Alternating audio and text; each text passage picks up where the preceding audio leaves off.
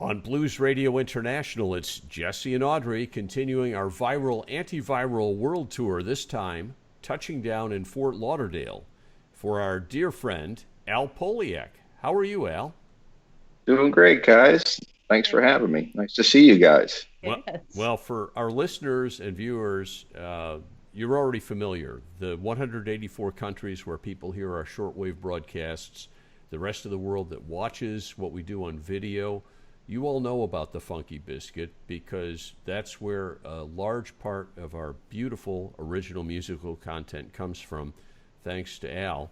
And it's the premier venue for live music in South Florida, and you've been hit hard by what's going on. We wanted to talk a little bit about the history of the Biscuit because 10 years ago, the Funky Biscuit didn't exist. Yet, since then, I know I've seen Gregg Allman, Johnny Winter, Leon Russell, countless people at the very top of the music industry there. How did this all come about, Al? Well, I've had that question asked quite often, and the first thing I say is that it wasn't some dream of mine to open up a live concert venue. One should have their head examined if that's their dream. Okay, they should re-examine their dreams. I think maybe reassess them. But actually, it was called something else. It was kind of a college bar at the time, and they hired a band that I was playing in at the time to come in and play at the place. And as most musicians do, that when you're on stage, either the room sounds great or the room sounds bad. And this particular room sounded really great. And I got off stage after our first set, and we all got together and said, "Man, it really sounds great in here. It's a really great sounding room." I said, "Yeah." And the drummer in the band said to me, "These guys are getting ready to go out of business. This space is probably going to be available."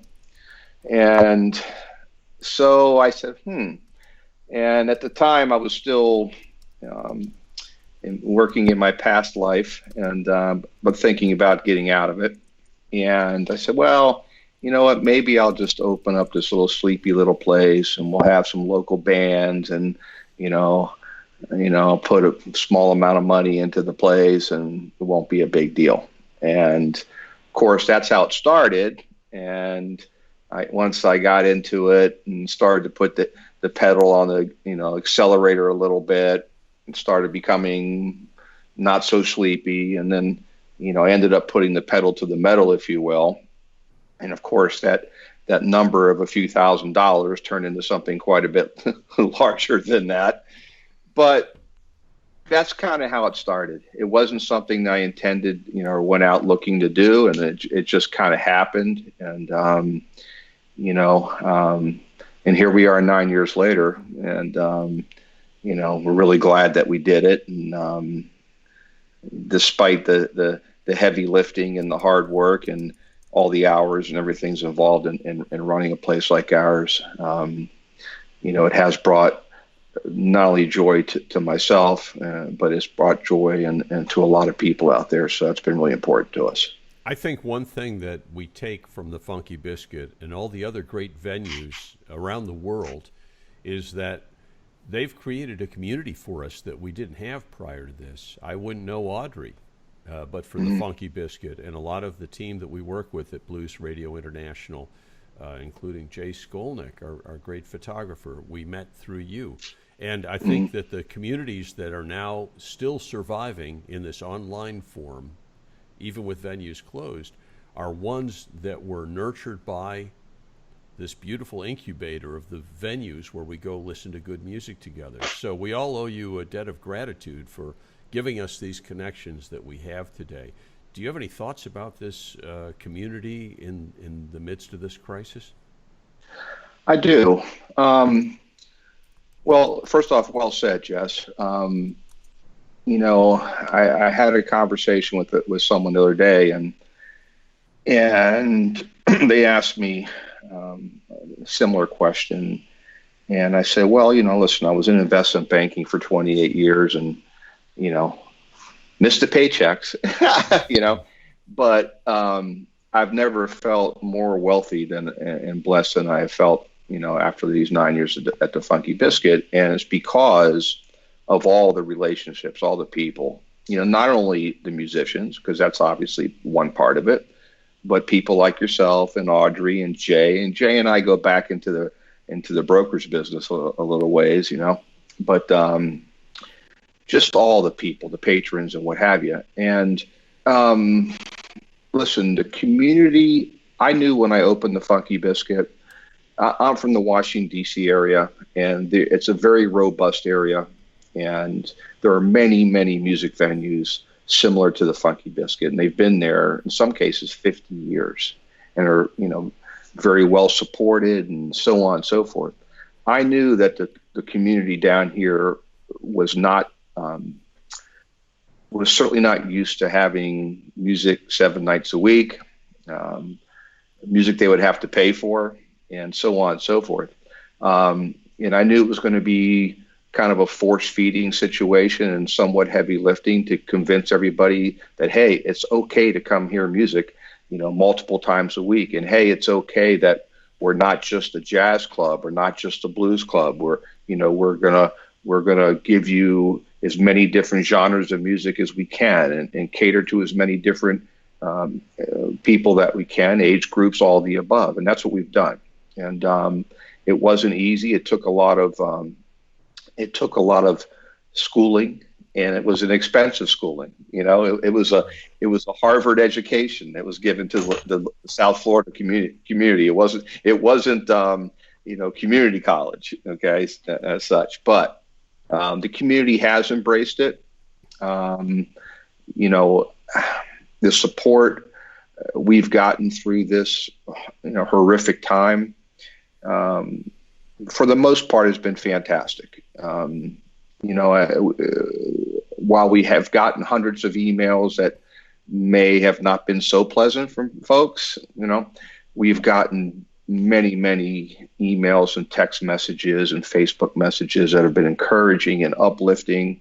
I'd actually like to tell you about one real quick. I sent an email out on May 1st, and in our email that went out to about 25,000 people, I mentioned that my staff had been laid off since March 16th, and pretty much none of them had received any unemployment. And as you guys know, we have some career staff people who are mothers, and to more than one child, and in 2 cases, 2 infants. Okay, and their husbands are chefs. They're industry people as well. So you've got mother and father out of work, 2 kids, and no check. And it was very difficult, very sad, and we're trying to do whatever we can for them. And I sent this email out, and a lady sent us an email back and said, you know what, I'd like to help out your staff if I can.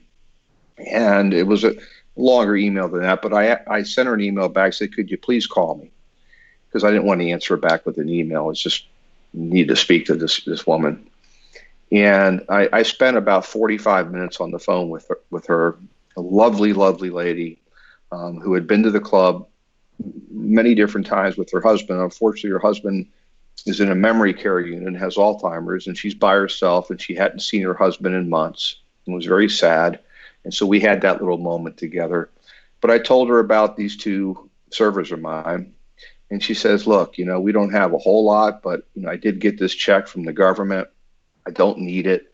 And, I've given some of it away to some other charitable organizations, but I want to send this check to you. And she sent this check to me with a letter that just brought me to tears. It just did. And I sent the letter to the girls, and they all saw it, and they communicated with her and whatnot. But that's just an example of how the Funky Biscuit has touched a couple. And they're from New Jersey, live in Boca now. Touched this woman in such a way that she felt the need to reach out to us and help our staff out in some way. So, as my father used to say, that's worth $1 million. So. That's really beautiful, Al. It's amazing how people have been pulling together like that. And it's unfortunate that it takes a tragedy like this to do that, but it's good that people do. And, one thing that you've always been is very generous with people documenting in your club. And for that, I'd like to say thank you. The whole reason that we do that is for times like this. And, I get choked up thinking about it, but it is truly why we do it. It is a labor of love, and we just want to say thank you very much for allowing us to do that in your space, in your beautiful club. And I couldn't thank you enough for that. I think that's amazing. Well, you're welcome, and we're very grateful for you guys too. Listen, it's people look forward to seeing your videos and people's snapshots, and so it just kind of enhances the whole experience for people. So it's been great. So thank you. Well, absolutely. Yes, thank you, everyone. And one of the things that I've filmed more than once is you on stage behind an organ. Mm-hmm. And I was hoping that you could tell us a little bit more about how you've, the story behind you and being a musician yourself. Well, when I was in college, my freshman year, I had sung in high school. It was called the Glee Club. I don't think they have a Glee Club anymore. I had sung. They got rid of Glee. They got rid of Glee. Okay. I had I sang in church and what have you, and then in high school in Glee Club and what have you. I did take maybe a year's worth of piano lessons when I was 6 years old, but it never really. I was into sports too much, and it was occupying all my time, and so I never really learned how to read music more than some really, really basic things. So when I got to college, I started strumming a guitar. A friend of mine had a guitar, one of my roommates, and I started strumming and learning a few chords. And then I realized that I could sing and strum these chords, and so I started doing that.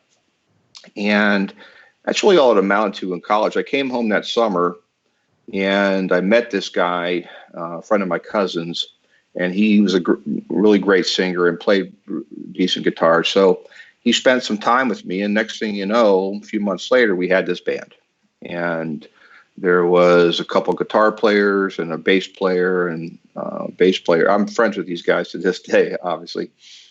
And so we had this band that was pretty successful in DC for about a year or so, and then the bass player went off to Berkeley up in Boston. I wanted to go. My parents couldn't afford it. And it was, even back then, nowadays the $6,000 or what a semester or whatever it was, it doesn't seem like much, but back then it was, it was too much money for my parents. And so I stayed home and had this band for a year or so. And then my buddy came back from Berkeley and started a new band, and they had two guitar players in the band, and I was just a rhythm player. I didn't really play much lead, but they needed a keyboard player. I'm like, well, I can play keyboards. Well, I couldn't play keyboards. I knew some basic chords on the keyboard, and that was it.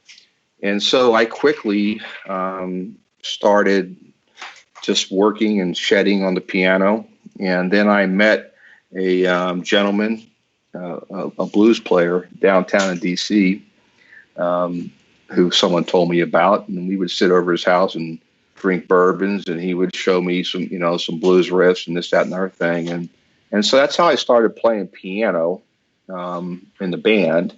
And then that morphed into more of an organ thing. And, eventually got me a little Hammond clone and my first Leslie, and just fell in love with the organ. And it became my primary instrument. My bandmates hated me because, it started with a Leslie, which was bad enough. And you guys probably don't remember a Yamaha CP70. The musicians who hear this this was the first acoustic piano that was available to play out with. unfortunately, it was this massive thing. It had a separate harp piece with the strings in it and a separate keyboard. It was heavy. Wow. So you're asking bandmates to carry this massive piano around and then haul your Leslie up and down stairs or wherever you're playing. And then one day, Al gets this crazy idea to get a Hammond chop, and which is basically a B3 chopped into a road case, which is 200 pounds instead of 400 pounds, still 200 pounds. Okay, and trust me, at the end of the night at a gig, it was me and whoever I could talk into it, because everyone else was, they were gone. But that's how I started playing. I don't read music. I can read Nashville charts. I understand the basics. But like a lot of players, I don't read much. I can read chord charts and what have you, and Nashville number charts and things of that nature. But that's kind of how I became a keyboard player. And it was kind of by accident, because they had two guitar players. So I needed to learn how to play something different. So. Well, it's extraordinary to see you in a position that you're in, to not only bring great music to people. It looks like Audrey may have left us momentarily. I'll start up a second later. Let me see if I can get her on the line. Yeah. Oh, here she is. Okay. I apologize for that. A Hammond chop is where I was left off. It was you like this. Okay. Okay. Well, let me pick up. Al had talked about his. Do you want him to describe from that point forward, Audrey, or just pick Absolutely. I'd love. Okay. You were talking about how you picked up the Hammond chop, and that was only 200 pounds rather than 400. Sorry. Right.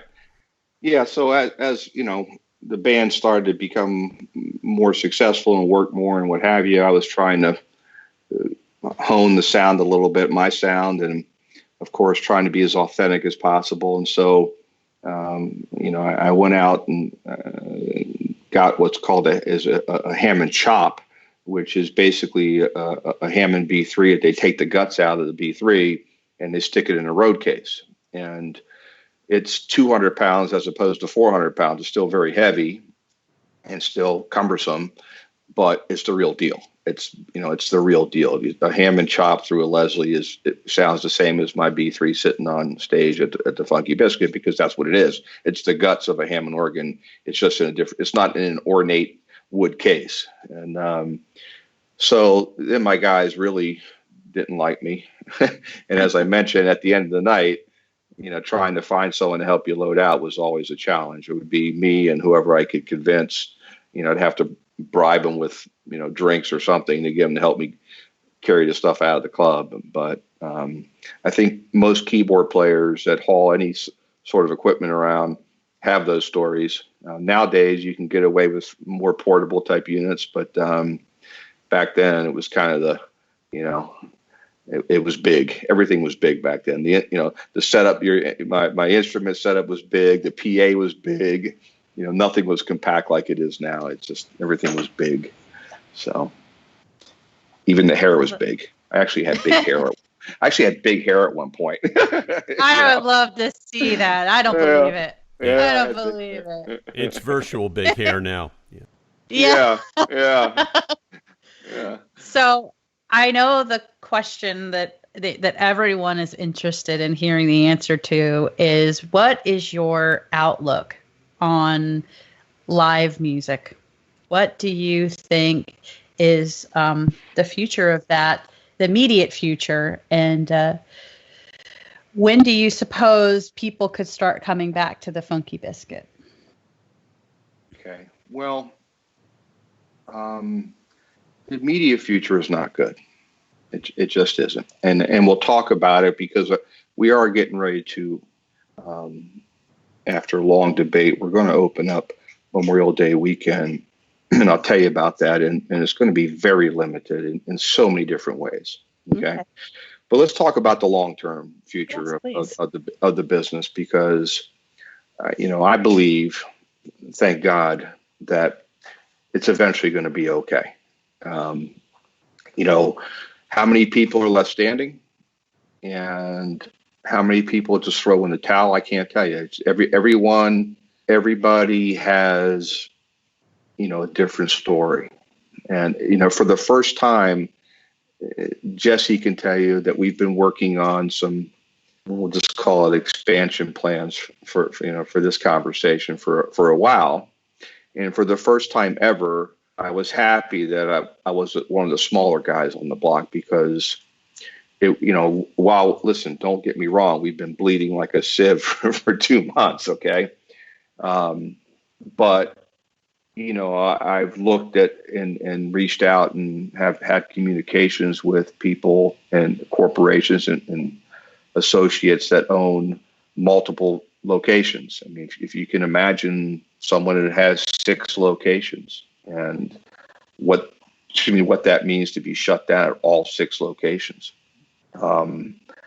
It's just very difficult. So, but I think eventually, certainly in 2021, I think we'll be back, unless there's something that pops up that we're not aware of, I think we'll be back to normal. I do believe to a certain extent, the music business will start to get back on its feet this fall. I watched a video with the gentleman that is the founder and president of Artist Group International, one of the biggest booking agencies in the world. I mean, he handles Billy Joel to Metallica to Todd Rundgren, Hall & Oates, you name it. And very interesting interview. And he said, look, the tail that's wagging the dog is the sports business, professional sports. When the NFL says it's okay for 60,000 people to get into a stadium and watch a football game, then it'll be time for us to start booking Madison Square Garden again. And that's really what it amounts to. We'll have to wait and see what happens in the fall and how quickly or how soon professional sports business, reopens in a full capacity. But when that does, then, we're booking shows in the fall with the assumption and the hope that we're going to be back to normal come the fall. Okay. But in the meantime, you ask about, the present, yes, we can open up under phase 1. Yes, it's a 25% capacity and tables are 6 feet apart and all the above. I mean, just think about that. We're going to open up, and I'll tell you about some of the changes we're making, but it's going to be extremely difficult to even, make a couple pennies to keep the lights on, because, we're going to have to go to 2 shows a night in most cases. I've spoken to most of the artists, and the artists are like, yeah, I'll come in and I'll do a 6 o'clock show. And I said it'll still be 90 minutes and an encore, and I'll come back and do a 9 o'clock show.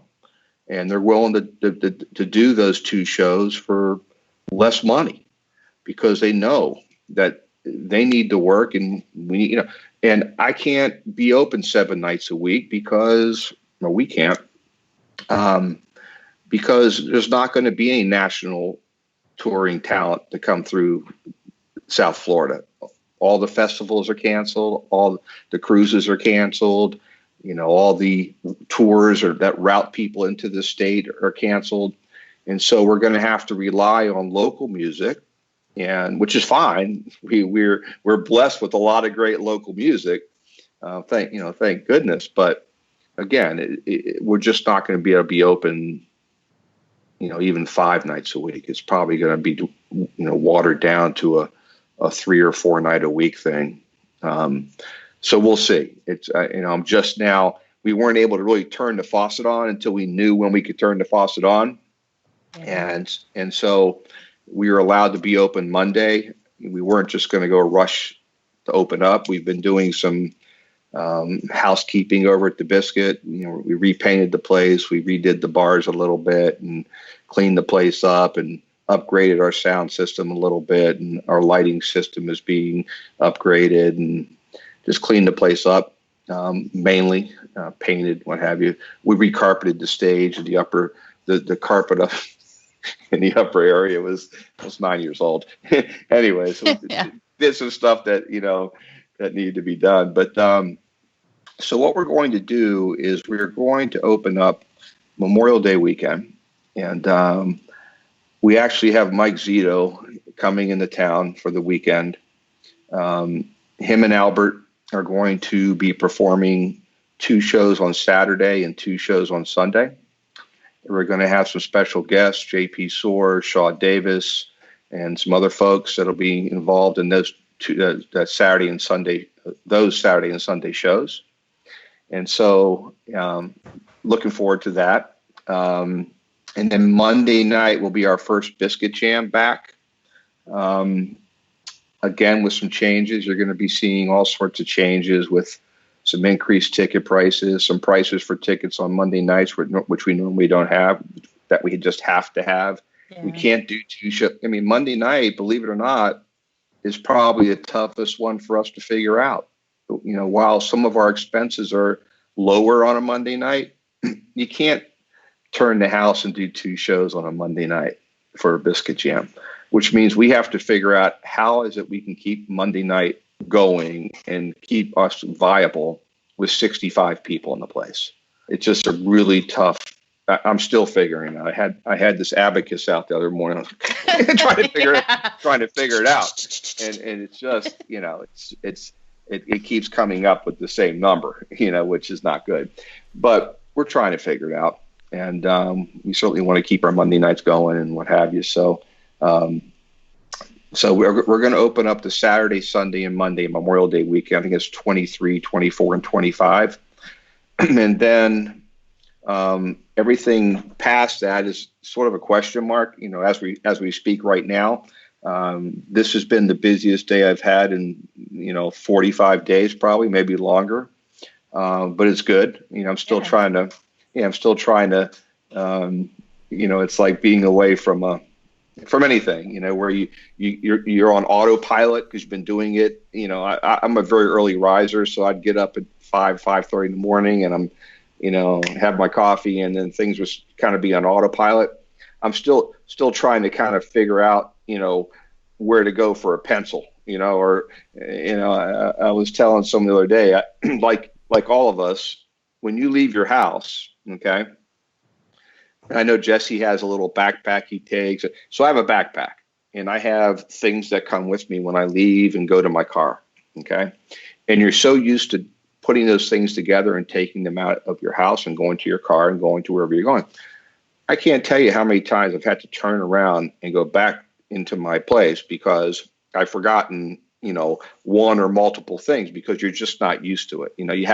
You're not leaving the house every day to go do your normal routine. It takes a bit. So it'll take a bit for me to kind of get my Funky Biscuit legs back on. Yeah. But today was a great example of, you better wake up quick. So, Top 2. Well, thank you, Al Poliak, for having founded the Funky Biscuit, brought such a wealth of talent to South Florida, really bringing us music that most of us never thought we would hear, much less experience in such a beautiful setting as the one you've created. Thank you for creating this beautiful music community that has kept so many people going even during isolation, and for all you're doing for your staff, for the musicians, and to bring live music back to South Florida, and frankly, through Blues Radio International to the world. Thank you very much for all of that. Yes. Well, thank you guys. Appreciate it very much. Appreciate your support, and we look forward to seeing you guys over there as soon as possible. So. Okay. Well, we love you and Irene, and can't wait to see the Funky Biscuit back successfully in business, bringing more live music to the world. Love you guys too. Thanks, guys. Thank Peace. you. Take care, Al. Bye, Al. See you soon. Bye.